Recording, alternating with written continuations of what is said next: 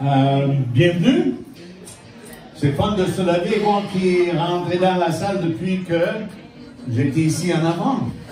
Alors, où me placer ce matin? Je pense plus par ici.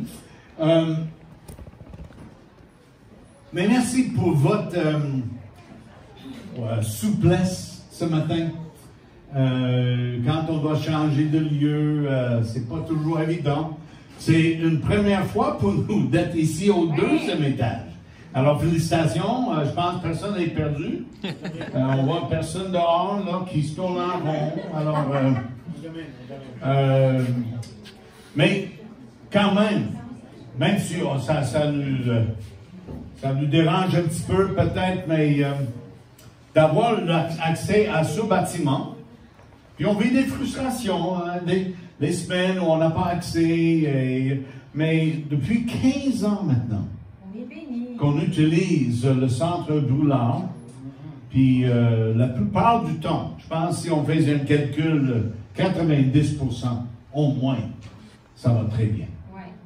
Alors, merci aussi l'équipe technique qui devait monter. Oh, merci l'équipe technique.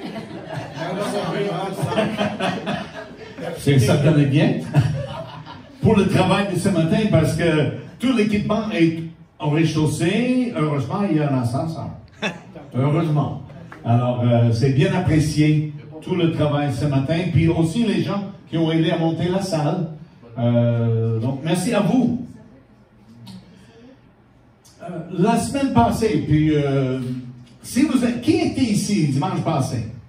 Alors, si oui, vous avez vu ce diapo. Et c'était vers la fin du message de Michael. Puis il a donné en sorte une intro pour une série pour les prochaines 4 ou 5 semaines. Puis, vous voyez peut-être, je ne sais pas, c'est difficile en arrière de voir le bas de l'écran. Mais la dernière chose que Michael a suggéré comme comment veiller sur son cœur, c'était ce qu'on va mettre en évidence pour un moment, et c'est l'adoration. De mettre Dieu en premier. Vous connaissez déjà le mot. Vous connaissez probablement le principe. Mais ce n'est pas aussi évident que cela. Et donc, ce matin, et même la semaine prochaine, on va parler de l'adoration. Alors, ce matin, j'ai le privilège de commencer la discussion. Alors, on va commencer à la base. On va voir qu'est-ce que dit Larousse ou Petit Bob, j'oublie qui j'ai consulté, mais c'est intéressant parce que la base de tout cela se trouve dans l'introduction même des 10 commandements. Alors, à Exode chapitre 20, je vais lire. Est-ce que vous êtes capable de voir quand même le texte? Oui. Je peux vous prêter mes lunettes. mais voilà ce qui est marqué. Dieu qui parle à Moïse, qui va parler au peuple. Je suis l'Éternel, ton Dieu, qui t'a fait sortir d'Égypte, du pays où tu étais esclave. Tu n'auras pas d'autre Dieu que moi. Je saute jusqu'au verset 6. J'agis avec amour jusqu'à la 1000e génération envers ceux qui m'aiment et qui obéissent à mes commandements. Ce que j'ai sauté, quelques versets, ça c'est dans 3 semaines. Parce que là, il parle de l'importance d'adorer Dieu seul et pas d'autres dieux. Et il y a un problème, il y avait un problème là, il y a un problème en 2020, l'idolâtrie. Parce qu'on a tendance à mettre d'autres choses ou d'autres personnes à la place de Dieu. Mais pour ce matin, pour ces 2 prochaines semaines, on veut juste mettre en évidence cette notion d'adorer Dieu. Alors, quelques constats à la base de la société. Pas juste à l'époque d'Israël, mais pendant des milliers d'années maintenant, se trouve une série de déclarations divines. On connaît cette série sous le nom des 10 commandements. Certains suggèrent que les 10 commandements étaient comme une introduction à toute la loi que Dieu a donnée à Israël. Quelqu'un a fait le calcul, 613 lois. C'est beaucoup, hein? Moi, j'ai la misère avec quelques lois, comme la vitesse en auto, puis, ou traverser la rue, Mais aussi, on reconnaît que cette série de déclarations sont inspirées et ils sont autoritaires. Ce n'est pas juste de bonnes idées. Quand Dieu a donné cela à Moïse, et on voit la répétition dans le Nouveau Testament, un document qui est plus proche à nous en temps, on voit ces commandements répétés. Ça prend des formes différentes, mais quand même, donc ça sert de base et ça nous donne un fondement pour nous aider à garder nos cœurs. Parce que c'est ça, cette notion, on veut mettre en évidence comment garder son cœur. Alors encore, on voit le même texte, mais j'ajoute une autre idée. Et le verset qui ne sont pas là donne une introduction d'avoir d'autres dieux. D'autres dieux, à part de Dieu l'Éternel, le Dieu d'Israël, qui est notre Dieu aujourd'hui. Mais nous reconnaissons l'exclusivité. Oh. C'est pas évident pour l'anglophone. Donc, il n'y a pas de place. Il n'y a pas de place pour des substituts pour d'autres dieux. Et l'importance d'adorer Dieu et lui seul se trouve dans les premières lignes du mandat que l'Éternel donne à son peuple. Maintenant, je sais que c'est très facile de m'écouter, l'Ancien Testament. Mais très intéressant, un des étudiants de Barbara donne des cours d'anglais, puis un de ses étudiants, quel jour? Mercredi passé, il arrive avec sa grosse Bible. La Bible Jérusalem que ses parents avaient acheté, je pense qu'il a calculé il y a au moins 40 ans. Mais c'est flambant neuf, là. Et je pense qu'il a rarement ouvert sa Bible Jérusalem. Mais il avait sa Bible, puis on a eu une conversation pendant une vingtaine de minutes, la Bible. Puis il veut lire. Il dit, mais où est-ce que je devais commencer? Il dit, hey, pas l'Ancien Testament, c'est terrible ça. Il dit, ouais, mais c'est pas la meilleure place à commencer. Moi, je pense, commence dans un des 4 évangiles. Ah oui, ben, ça raconte l'histoire de Jésus. Ça serait une très, très bonne place. Commencez à lire. On verra. Je vais même offrir, s'il s'intéresse, qu'on pouvait lire ensemble. Ça serait formidable. Quelle belle occasion. Il s'appelle Michel, puis c'est un bon gars, mais il a besoin de connaître Jésus. Ça, c'est officiel. Alors, on a dans le début des 10 commandements cette notion. Dieu, il dit, et même ailleurs, il dit, il est jaloux. La jalousie chez quelqu'un d'autre, c'est pas beau.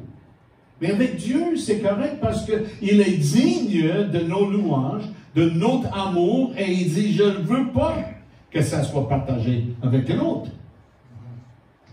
Exode 20.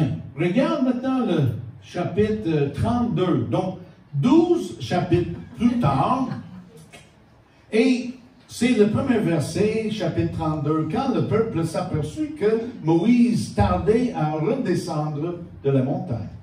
Il se rassembla autour d'Aaron et lui dit, allons, fabrique-nous les dieux qui marchent à notre tête, car Moïse, cet homme qui nous a fait sortir d'Égypte, nous ne savons pas ce qui lui est arrivé. Chapitre 20, vous n'aurez pas d'autres dieux. Chapitre 32, et vous allez voir, c'est pas long. 47 jours, vous allez faire le calcul dans le texte, 40 jours après que Dieu a donné les 10 commandements et d'autres règlements pour le peuple, on lit cette histoire. Et qu'est-ce qui est arrivé? Aaron a fait une idole. Il a créé de l'or que les gens ont apporté, un animal, un taureau, si la mémoire est bonne. Un veau d'or, oui, merci Jean. Puis les gens avaient, 47 jours après que Dieu a dit, pas d'autre Dieu. Ils ont créé une idole, et même l'histoire raconte que c'était pas beau. Puis Moïse, il descend, puis il entend le bruit, mais c'était de gros parties, mais c'était pas pour adorer Dieu. Ça, c'est officiel. Alors, le problème existe encore en 2020. On a tendance à mettre autre chose à la place de Dieu dans nos vies. Donc, l'importance de parler de l'adoration. Alors, qu'est-ce que c'est? Alors, comme vous savez, le français n'est pas ma langue maternelle. Je le comprends assez bien maintenant. Mais j'aime consulter. Juste pour avoir une meilleure idée, qu'est-ce que c'est? Mais donne-moi des idées. Pour vous, quand vous entendez le mot adoration, donne-moi des synonymes. D'autres mots qui disent la même chose. Louange. Se prosterner. Se prosterner. Vénération. Admiration. Aimer. Passion. Prier. OK, oui. Exclusivité. Oh, c'est beau, tu le dis bien. Exclusivité. Alors, j'ai fait un peu de recherche. Voilà quelques synonymes. Vous avez touché la plupart. Louange, dévotion, révérence, culte, vouer, je ne savais même pas comment dire, mais vouer un culte à Dieu. Le vénération, adulation, aimer, bénir, et sûrement il y en a d'autres. Alors voilà les termes qu'on utilise quand on parle de l'adoration. Alors, qu'est-ce que c'est l'adoration? Ça, c'est la première question. Deuxième question ce matin, pourquoi devons-nous adorer Dieu? Peut-être vous dites, ben voyons, on vient de lire. On va l'explorer un petit peu. Et troisième question, qu'est-ce qu'implique l'adoration pour nous? Si on est commandé d'adorer Dieu et Dieu seul, mais qu'est-ce que ça veut dire pour nous? Donc, tranquillement, on va faire le tour ce matin, puis il n'y a pas d'horloge, alors de temps en temps, je vais regarder l'heure. Mais selon le dictionnaire, comme j'ai dit, je pense que c'était Larousse, parce que consulter Petit Robert en ligne, il faut acheter. Alors, je suis trop cheap, alors Larousse sert de notre... Et première définition qu'il suggère, c'est un sentiment d'amour passionné, de très grande affection. Est-ce que vous êtes à l'aise avec cela comme une définition? Oui, ça dit bien. Maintenant, ça ne dit rien par rapport à Dieu. Alors, cette notion d'adorer, je dois vous raconter l'histoire. Le premier ministère pour Barbara et moi, je ne devrais pas vous dire quelle année, mais en 1975, on a déménagé dans l'État d'Iowa et on était membre de l'équipe pastorale d'une église. J'étais responsable de la musique, surtout dans l'église à l'époque. Et notre pasteur, maintenant il est au ciel, il est passé, ça fait quelques années, mais il disait lors d'un message, puis on le répétait après, on n'adore que Dieu. Dis pas que tu adores ta femme. Dis pas que tu adores le chocolat. Dis pas que tu adores, peu importe. Dis, l'adoration est réservée à Dieu. Alors, c'est une... En tout cas, ça sonne dans mes oreilles, je l'entends encore. Tu n'adores pas ta femme. Mais voyons, alors Barbara n'était pas trop offensée. On comprenait l'idée. Mais je pense que c'est important de comprendre la notion que, oui, d'être passionné pour quelque chose, pour quelqu'un. En réalité, selon les textes bibliques, on devrait être passionné pour Dieu. Et on devrait avoir, j'aime beaucoup la définition, une très grande affection pour Dieu. Maintenant, ce qui est un peu, parfois, difficile, on ne le voit pas. Il n'est pas palpable. Alors, c'est pas aussi évident que ça d'aimer passionnément quelqu'un qu'on ne peut pas voir. J'aime beaucoup, Jésus a dit dans les évangiles, il est venu nous démontrer le Père. Et on a pris tellement au sujet de Dieu en voyant Jésus. Ah, c'est merveilleux. Alors, c'est par lui qu'on a eu une plus grande compréhension de qui est Dieu. C'est pour ça que Michel, l'étudiant de Barbara, Je dis, mais commençons par les 4 évangiles. Lire l'histoire de Jésus. Il y a un autre qui est suggéré aussi, se prosterner devant quelqu'un pour lui témoigner son respect. Encore, pas pire. Pas pire. Et c'est général, c'est le dictionnaire, c'est pas la Bible. Mais on voit comment ces deux notions, données dans la définition du dictionnaire, ça nous aide à comprendre déjà c'est quoi l'adoration. Mais on veut aller dans la parole de Dieu. Ça, c'est vraiment la source pour nous, pour moi. Si je veux connaître la vérité, et si la Bible en parle, mais c'est là où je veux me tourner. Alors, selon la Bible, première chose, c'est une célébration de Dieu. Anissa n'est pas dans la salle, mais mon ami, que j'ai été béni ce matin par le choix de cantique. Et si vous vous rappelez un peu ce qu'on a chanté, on chantait comment tu es merveilleux, Seigneur.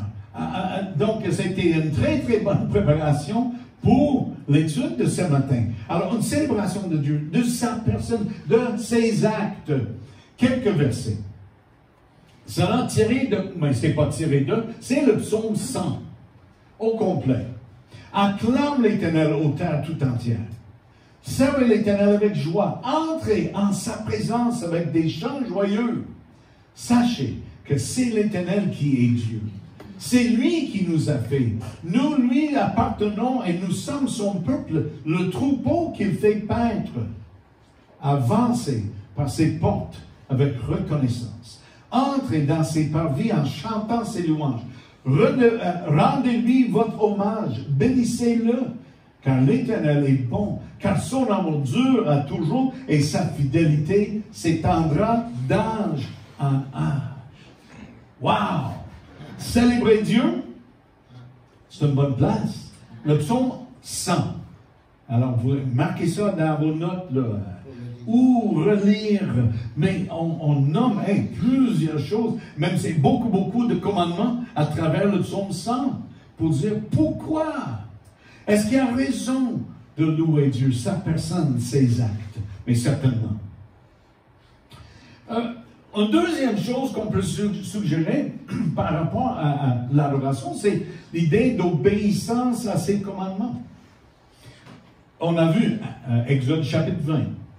Quand Dieu commence à communiquer avec Israël, il communique à Moïse, qui partage par la suite au peuple, puis il parle de cette notion d'obéir. Est-ce que vous trouvez que l'obéissance est plutôt il faut, et pas vraiment un acte d'amour? Je pense que ça dépend de notre arrière-plan. On pourrait avoir cette attitude. Oh ben.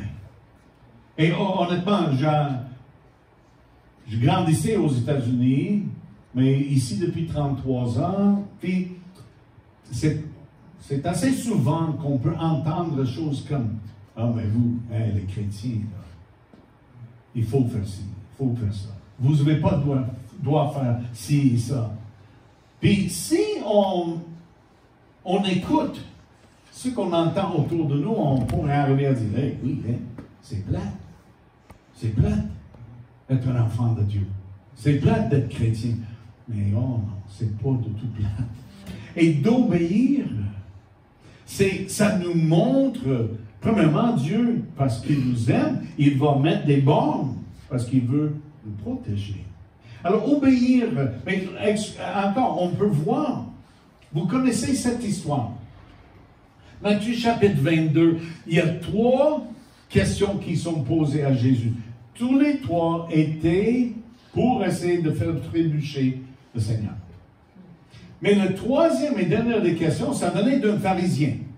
Alors, il y avait des Sadduciens, il y avait des Hérodiens, des sectes en Israël à l'époque. Mais les pharisiens, vous connaissez de nom probablement, les gens qui étaient vraiment la loi d'Israël. Ils le mémorisaient, ils le prêchaient. Jésus a dit à ces gens, vous ajoutez à la loi jusqu'au point que vous n'êtes pas capable de le garder. Et les gens à qui vous imposez encore plus lourd. Donc, cet homme, il dit, Maître, quel est, dans la loi, le commandement le plus grand? Et vous connaissez la réponse? Oui. Tu aimeras le Seigneur, ton Dieu, de tout ton cœur, de toute ton âme et de toute ta pensée. C'est là le commandement le plus grand et le plus important. Bref, aimer Dieu, c'est un commandement. Mais aimer Dieu, c'est un acte, parce que c'était un des mots suggérés, c'est un acte d'adoration. Alors, d'aimer Dieu entièrement, et on parle de notre cœur, de notre âme, de notre pensée, d'aimer Dieu de cette manière, c'est d'obéir. Est-ce que c'est lourd? Est-ce que vous trouvez ça, aimer Dieu, comme vraiment un fardeau? Non, c'est léger. Jacques dit, c'est léger. Mais sérieusement, pas besoin de répondre, mais cette notion d'aimer Dieu entièrement, il est digne. Et il nous montre sa vie. On voit Jésus, comment il agissait auprès des gens. Puis les gens qui étaient rejetés par la société voulaient être avec Jésus. Ils étaient attirés par Jésus, par son amour. Les gens que la société, même les religieux rejetés, étaient attirés vers Jésus. Alors cette notion que d'adorer Dieu comprend d'obéir, d'être obéissant à ses commandements. Et j'aimerais juste qu'on souligne encore cette notion ce matin que aimer Dieu entièrement de notre cœur, de notre âme, de notre pensée. Wow! Et ça prend toute une vie. Hein? On ne va pas arriver après un mois, après un an, après 10 ans. Non, mais ça va prendre toute notre vie, mais toute notre vie, on va apprendre à l'aimer plus. Et on va aussi découvrir pourquoi il est digne de notre amour. Rick Warren, vous avez sûrement entendu, peut-être non, mais c'est un pasteur d'une église en Californie, mega church, comme on dit en anglais, des mille et des mille de gens, mais un bon auteur. Et voilà ce que Rick Warren, dans un message, je vais vous montrer le lien, ce serait une bonne lecture. Il dit ceci: chaque fois que vous exprimez votre amour pour Dieu, vous adorez. Peu importe que vous soyez seul, en famille, ou assemblé avec d'autres croyants. Ceci est important, c'est le cœur. Le lieu d'adoration n'est pas aussi important que le comment et le pourquoi. Alors, bonne nouvelle. C'est pas juste entre 10h et midi, dimanche matin, au centre là, que vous pouvez adorer Dieu. Bonne nouvelle. C'est une joke, hein? Bonne nouvelle, c'est qu'on peut seul. On peut être au milieu de nulle part et adorer Dieu. Alors, ça ne prend pas toute une gang. Ça ne prend même pas une Bible. Maintenant, si c'est... On connaît les principes de la parole, peut-être qu'on a mémorisé des versets qui reviennent, mais on peut adorer Dieu tout seul. Comme ça peut être en famille, mais comme ça peut être ce matin, d'être ensemble puis avoir le privilège d'adorer notre Dieu. Et je veux juste vous encourager que l'adoration de Dieu, c'est pas lourd. Ça, c'est vraiment trop petit pour voir, mais il y a un site, le topchrétien.com, je crois. En tout cas, faites une recherche et le titre du message, c'est « La vie motivée par un but, l'adoration qui plaît à Dieu ». Et peut-être on peut l'envoyer par le courriel cette semaine. Si ça vous intéresse à lire, c'est toute une partie d'un chapitre de livre qu'il a écrit. La troisième chose, on dit, mais qu'est-ce que c'est l'adoration? Mais troisièmement, on va suggérer faire plaisir à Dieu. Jeune enfant, je ne trouvais pas trop de plaisir à obéir à mes parents. J'étais plutôt, pas de mouton noir, mais presque. Un petit gars qui je bougeais tout le temps, puis j'ai donné la misère à mes parents. Je pense que j'étais pas le seul, mais je peux vous dire une chose que plus tard, rendu un peu plus responsable, rendu adulte, d'avoir une appréciation de mes parents et ce qu'ils ont fait pour moi, ça me donnait du plaisir à rendre service, à démontrer mon amour pour eux. Et j'aimerais juste vous encourager, si vos parents sont encore avec vous, il faut profiter.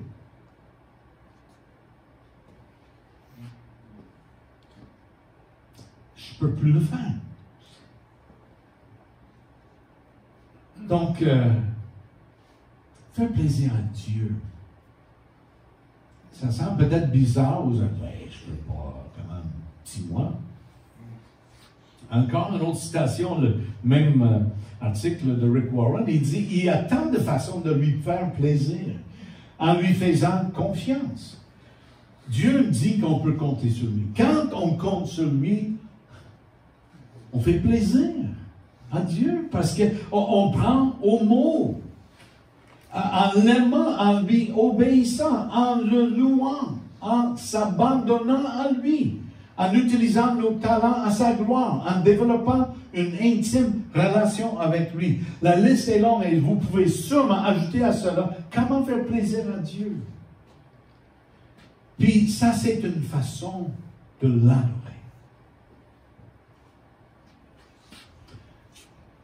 Dieu, il n'avait pas besoin de nous. Hein? Si vous pensez indispensable, c'est pas vrai.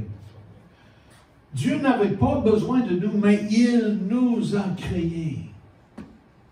Parce qu'il voulait partager qui il est. Il voulait nous bénir. Alors, de faire un retour pour lui faire plaisir, d'être obéissant et toutes les autres choses que vous voyez là, mais c'est un peu un réciproque de montrer à Dieu que l'on l'aime et qu'on l'adore.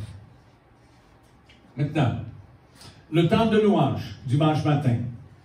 J'ai lu dans la préparation de mes messages il y a quelques mois que peut-être on fait tort parce qu'on parle le temps de louange dimanche matin. Et ça, c'est de 10h et 10h30 ou 40. Puis après ça, qu'est-ce que c'est? Et en réalité, le temps de dimanche matin et le temps de votre vie, c'est toujours un temps où on peut louer Dieu. Ça prend la musique? Non. Est-ce que la bonne musique, pour les musiciens dans la salle, est qu'on aime ça?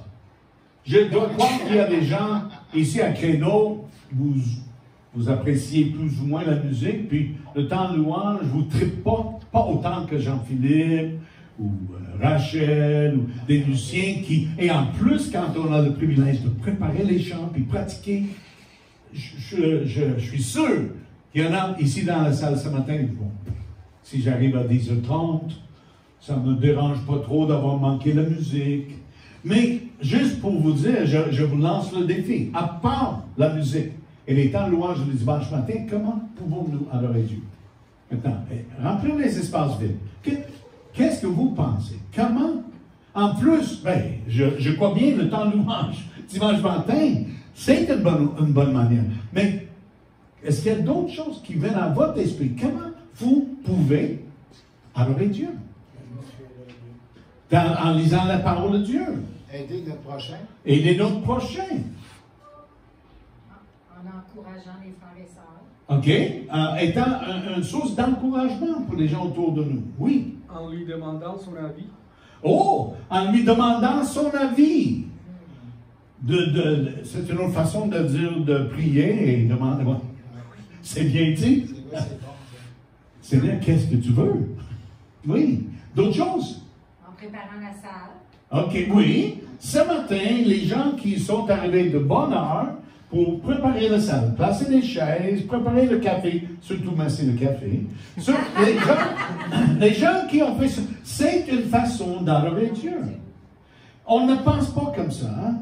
Non, mais non, ça c'est Oui, on peut adorer Dieu. Il y a tellement de façons de le faire. Alors, la liste, vous pouvez continuer chez vous. Mais pourquoi? On arrive à la deuxième question. Pourquoi devons-nous adorer Dieu? Mais je commence par répéter, pourquoi pas? Et je veux citer un texte qui, selon moi, répond un peu à la pourquoi pas. C'est dans le psaume 73, voilà ce que ça dit. Mais je suis toujours avec toi et tu m'as saisi la main droite. Par ton conseil, tu me conduis, puis tu me prendras dans la gloire. Qui ai-je au ciel si ce n'est toi?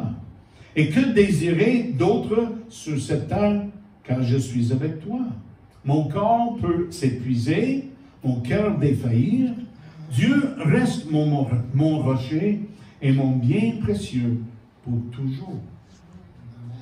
Pourquoi pas? Il est toujours là.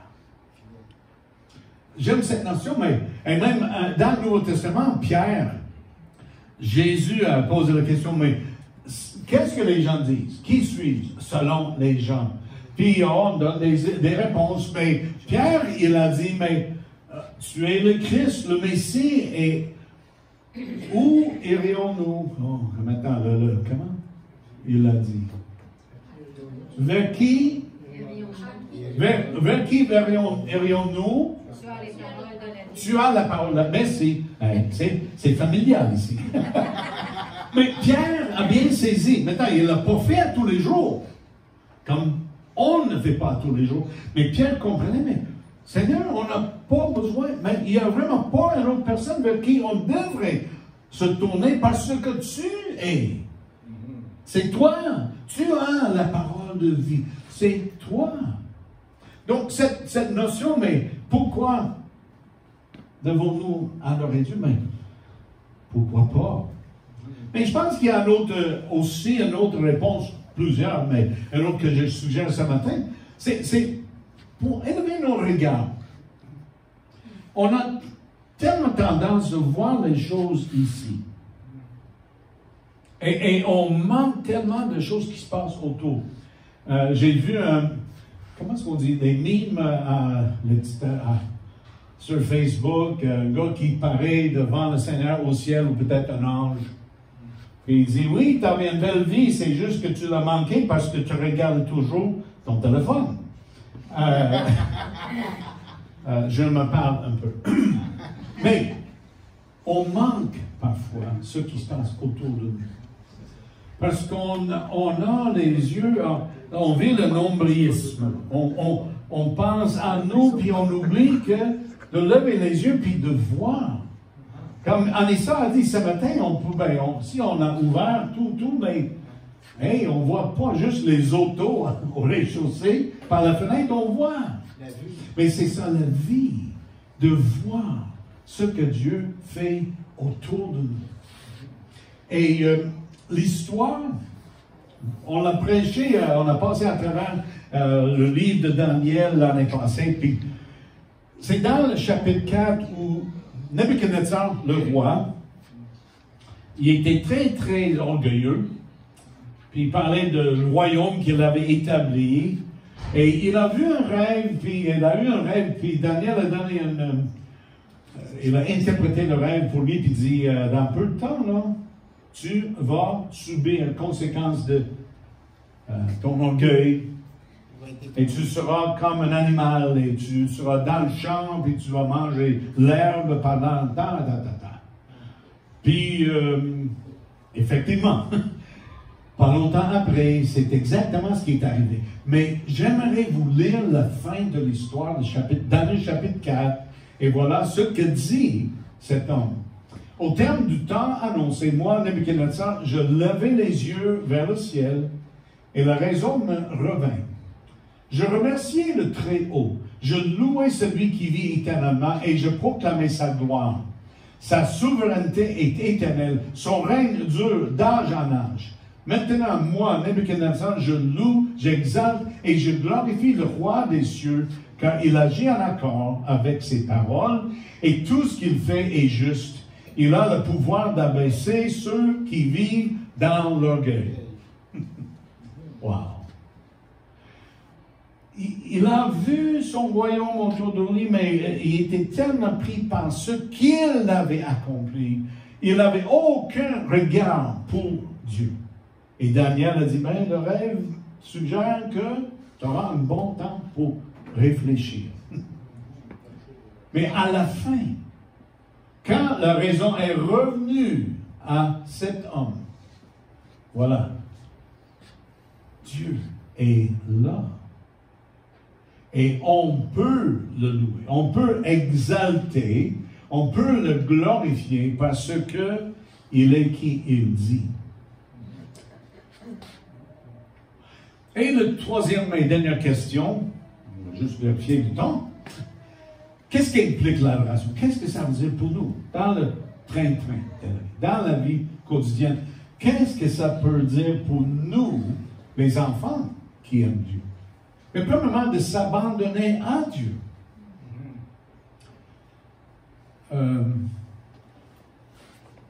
Je lis un livre actuellement. L'auteur, il disait que son enfant, je pense que le garçon avait 4 ans à l'époque, puis il voulait accomplir quelque chose. Puis le père savait que son fils n'était pas capable. Mais il dit, OK, c'est un bon temps pour une bonne leçon de vie. Alors, il a laissé le petit gars essayer de faire le projet. Il n'a même pas dit c'était quoi, mais à un moment donné, il vient vers papa, puis il dit, je ne suis pas capable. Papa dit, je sais. Veux-tu mon aide? Et ensemble, là, ils ont accompli le petit projet. Alors, on agit comme ça. C'est correct, Seigneur? Je l'ai. Si jamais ça va mal, je vais te dire. On ne dirait jamais cela. Mais c'est ce qu'on fait. Quand ça va bien, c'est comme on oublie qu'il est là. Ou quand ça va mal, on est à genoux, puis on est plan. Mais j'ai l'impression, en lisant les textes bibliques, même en la préparation de cette étude ce matin, le Seigneur veut qu'on soit toujours, il est là. Il est là pour moi, tout le temps. Quand ça va bien, c'est parce qu'il est là. Quand ça va mal, c'est parce qu'il est là pour m'aider à traverser le temps difficile. Il est là. Alors, cette notion de s'abandonner à Dieu, ça ne devrait pas être trop bizarre pour nous. Alors, Romains chapitre 12. Je vous recommande. Donc, c'est après 11 chapitres où Paul a donné beaucoup d'enseignements. L'Épître aux Romains est connu comme un des plus denses. Beaucoup d'instructions. Mais il arrive au chapitre 12, puis il commence maintenant à dire, OK, voilà ce qu'on va vivre, ce dont on parle. Je vous recommande donc, frères et sœurs, à cause de cette immense bonté de Dieu, le Dieu qui est toujours là, à lui offrir votre corps comme un sacrifice vivant, saint et qui plaise à Dieu. Maintenant, c'est la Bible Semeur, mais voilà comment il dit, ce sera là de votre part un culte raisonnable. Ce qui est intéressant, la langue originale, on pourrait traduire une adoration logique. Même le mot grec, c'est notre mot logique, une partie de cette... Alors, d'adorer Dieu, d'avoir un culte, c'est juste en anglais, on dit, mais voyons, c'est juste, oui, ça devrait être comme ça dans notre vie. Alors, de s'offrir au Seigneur comme un sacrifice vivant. Il ne veut pas qu'on soit mort, là. Il ne veut pas qu'on n'ait pas de vie. Il veut, par contre, qu'on soit vivant pour lui. Une deuxième chose, on ajoute cette notion de s'abandonner à Dieu dans nos ambitions, nos désirs, nos rêves, nos vies entières. Est-ce qu'on peut le faire sans avoir peur que Dieu sera méchant avec nous, qu'il va nous demander de faire des choses plates, qu'il va nous demander de devenir missionnaire, il va nous demander... Oh! Non, je pense pas. Mais j'espère. Missionnaire, oui, j'espère. C'est ça que Dieu a fait pour Barbara et moi. et nous amener ici au Québec. Puis je ne peux pas imaginer notre vie ailleurs. Notre Dieu, il n'est pas au ciel pour nous faire mal. Non, il est là pour nous faire du bien. Ça, c'est Dieu, le Dieu qu'on découvre dans la parole. Mais la deuxième chose qu'on suggère, c'est s'assurer qu'il est le centre d'attention, le centre de notre vie. Je crois que ça, c'est quelque chose qu'on doit faire à tous les jours. De se lever le matin, disons, peut-être on ne le dit pas à tous les jours, mais au moins, cette idée est là, Seigneur, j'ai besoin de toi aujourd'hui. Je ne veux pas vivre ma vie comme si tu n'es pas là. Mais plutôt, je veux vivre ma vie parce que tu es là. Et je veux te plaire. Encore un texte, Satan, Matthieu 4, la tentation de Jésus. Et Satan dit, mais juste à m'adorer, fléchis-toi devant moi et je vais t'en donner. Et Jésus, la réponse à Satan était, il est écrit, tu adoreras le Seigneur ton Dieu et c'est à lui seul que tu rendras un culte. Et Jésus a cité Deutéronome chapitre 20, à 10 plutôt. C'est l'Éternel ton Dieu que tu craindras, c'est à lui que tu rendras un culte, à lui seul que tu t'attacheras. Et si tu prêtes serment, c'est par son nom que tu le feras. Il est le sujet de tes louanges, il est ton Dieu. C'est lui qui a accompli pour toi ces œuvres extraordinaires et redoutables dont tu as été témoin. Et ça, c'est encore vrai. Ça, c'est Deutéronome, c'est encore vrai ce matin. De voir les choses extraordinaires et redoutables que Dieu fait pour nous.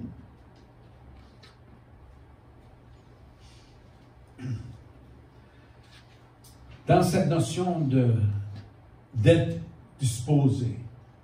Par Jésus, offrons donc en tout temps à Dieu un sacrifice de louange qui consiste à célébrer son nom. Ne négligez pas de pratiquer la bienfaisance et l'entraide. Voilà les sacrifices auxquels Dieu prend plaisir. Quand Jésus était là à la croix, quand il est mort pour le péché de nous tous, finit le besoin des sacrifices d'animal. Mais on peut offrir encore des sacrifices. Les sacrifices nommés ici. Sacrifice de louange. De bénir son nom, de célébrer son nom. La bienfaisance. L'entraide, même quand on a parlé ensemble, ces notions sont venues. Et sont les sacrifices auxquels Dieu prend plaisir. Alors, pour terminer, encore une citation, vous voyez que j'ai beaucoup apprécié ce que Rick Warren avait écrit. L'adoration n'est pas une partie de notre vie, c'est notre vie. Et chaque activité peut être transformée en un acte d'adoration si nous le faisons pour la louange, pour la gloire et le plaisir de Dieu. La Bible dit que nous mangions, que nous buvions, quoi que nous fassions, faisons-le pour la gloire de Dieu. Ça touche pas mal tout.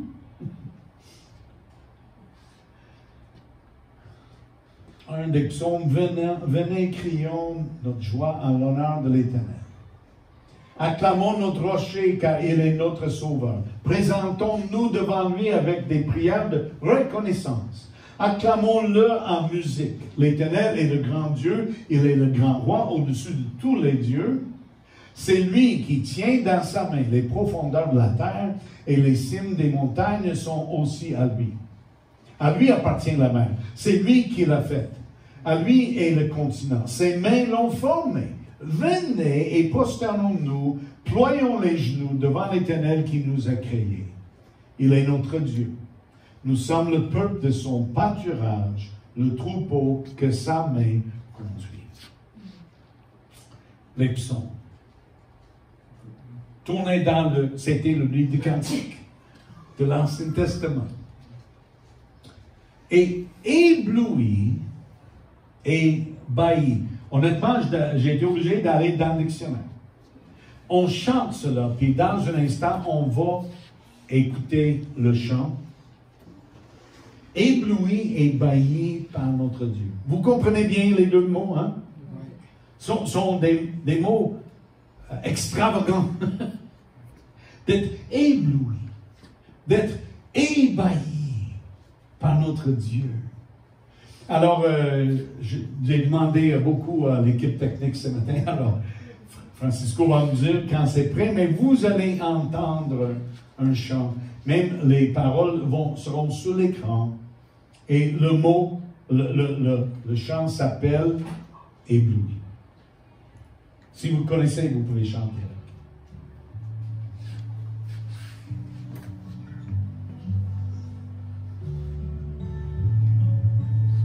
Je viens vers toi, dans le secret, en ta présence, je veux rester, tu es, tu seras toujours là.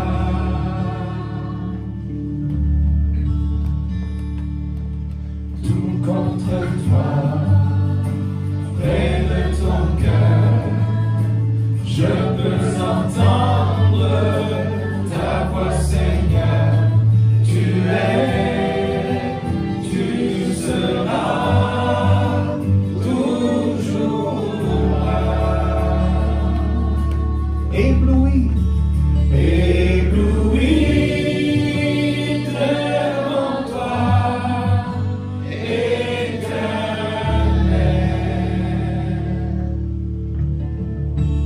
Ébahi par l'amour de ton ciel, je suis là à tes pieds, je viens t'adorer, je désire habiter près de toi.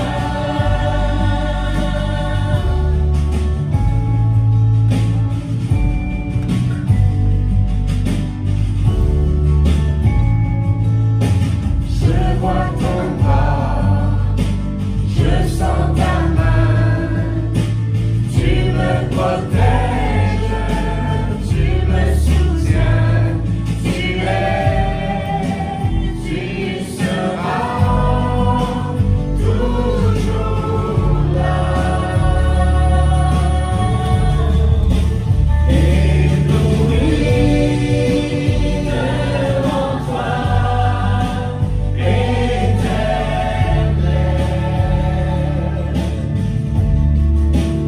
Ébahi par l'amour de ton ciel,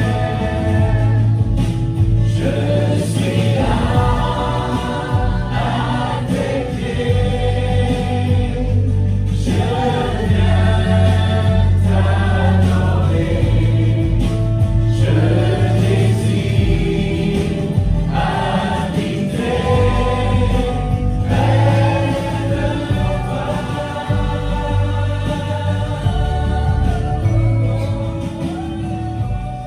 ébahi, ébloui par notre Dieu. J'aime tellement ce chant. Merci d'avoir fait fonctionner la demande. Alors, pour terminer, j'ai demandé à 6 personnes dans la salle de nous lire des textes. On aurait pu simplement lire des textes pendant 45 minutes ce matin pour mettre en évidence qui est notre Dieu. Alors, le premier. Oh, j'ai sauté le premier. Alors, le psaume 150. Écoutons ces paroles. Louez l'Éternel. Louez Dieu dans son sanctuaire. Louez-le dans l'étendue céleste où éclate sa puissance. Louez-le pour ses hauts faits. Louez-le pour son immense grandeur. Louez-le au son du corps. Louez-le au son du luth, au son de la lyre. Louez-le avec des danses et au son des tabourins. Louez-le avec le luth et avec la flûte. Louez-le par les cymbales bien retentissantes. Louez-le par les cymbales résonnant avec éclat. Que tout ce qui vit loue donc l'Éternel. Louez l'Éternel. Louez l'Éternel. La suite, 1 Chronique, chapitre 29. Béni sois-tu à tout jamais, ô Éternel, Dieu de notre ancêtre Israël. À toi, Éternel, appartiennent la grandeur, la puissance et la magnificence, et la gloire et la majesté. Car tout ce qui est dans le ciel et sur la terre est à toi, Éternel. C'est à toi qu'appartient le règne, qui est le souverain au-dessus de tout être. Et c'est de toi qui viennent la richesse et la gloire. Tu domines sur tout, et dans ta main réside la force et la puissance. Tu détiens le pouvoir d'élever, cultiver et de le rendre fort. C'est pourquoi notre Dieu nous tolère. Nous célébrons ta gloire. Amen. La suite, Colossiens 1, versets 12 à 14. Vous exprimez votre reconnaissance au Père qui vous a rendu capable d'avoir part à l'héritage qu'il réserve dans la lumière aux membres de son peuple saint. Car il nous a arrachés au pouvoir des ténèbres et nous a fait passer dans le royaume de son Fils bien-aimé. Étant unis à lui, nous sommes délivrés, car nous avons reçu le pardon. Amen. Éphésiens, chapitre 3. À celui qui, par la puissance qui agit en nous, peut réaliser bien au-delà de tout ce que nous demandons ou même pensons, à lui soit la gloire dans l'Église et en Jésus-Christ pour toutes les générations et pour l'éternité. Amen. Jude, versets 24 et 25. À celui qui peut vous garder de toute chute et vous faire paraître en sa présence glorieuse, sans reproche et exaltant de joie au Dieu unique qui nous a sauvés par Jésus-Christ, notre Seigneur. Lui soit connu la gloire et la majesté, la force et l'autorité depuis toujours, maintenant et durant toute l'éternité. Amen. Et finalement, dans l'Apocalypse, chapitre 5. Puis je vis et j'entendis la voix d'anges rassemblés en grand nombre autour du trône, des êtres vivants et des représentants du peuple de Dieu. Ils étaient des milliers de milliers et des millions de millions.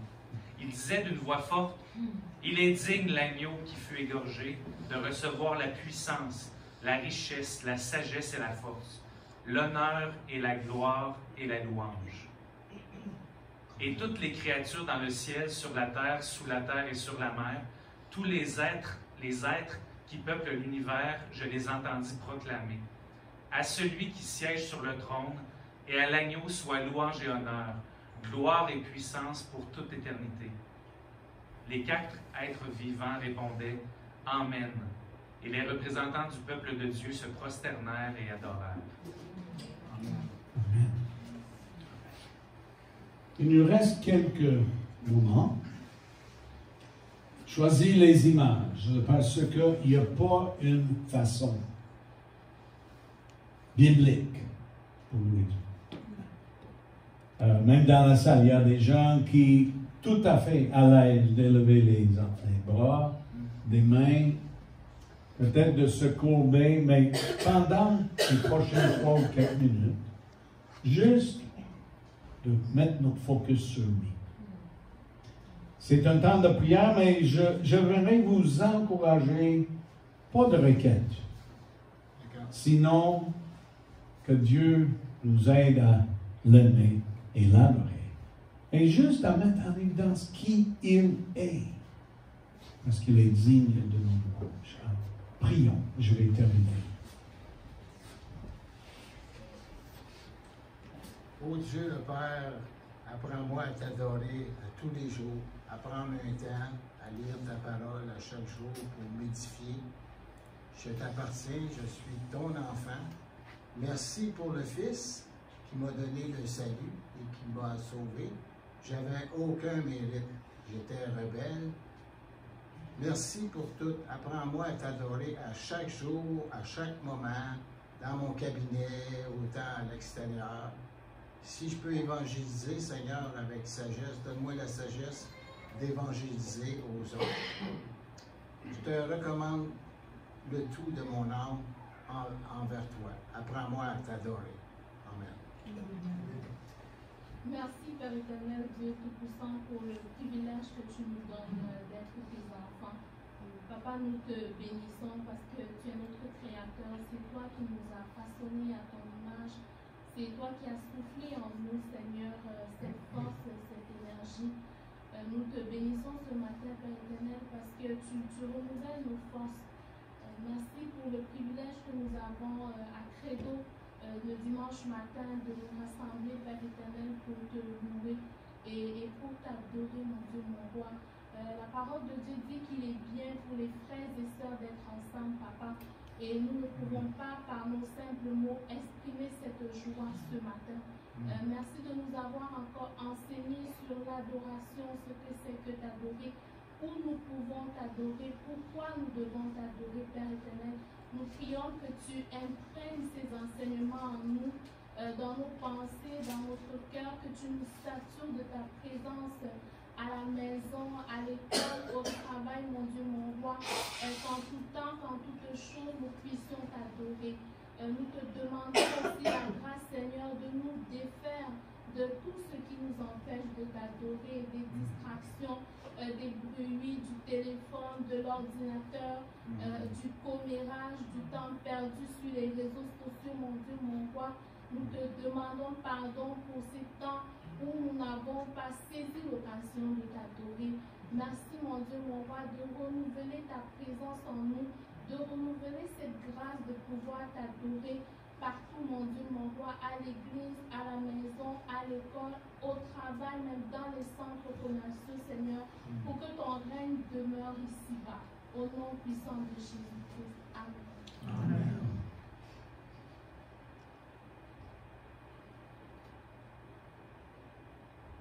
Seigneur, que tu es celui qui est stable, qui renouvelle l'intelligence, ainsi que tu es la meilleure des espérances.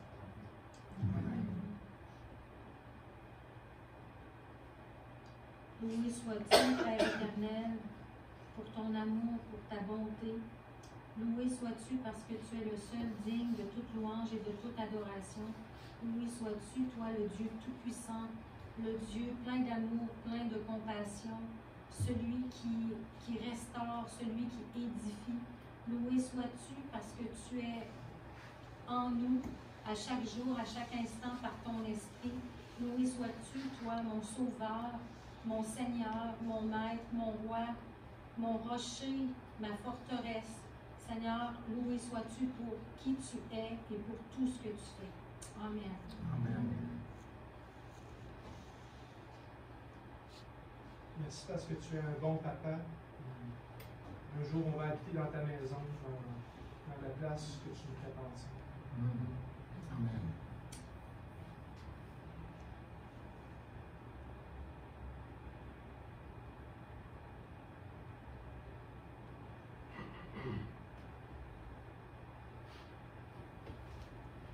À celui qui nous aime, qui nous a délivrés de nos péchés par son sang, et qui a fait de nous un royaume de sacrificateurs pour Dieu son Père. À lui soit la gloire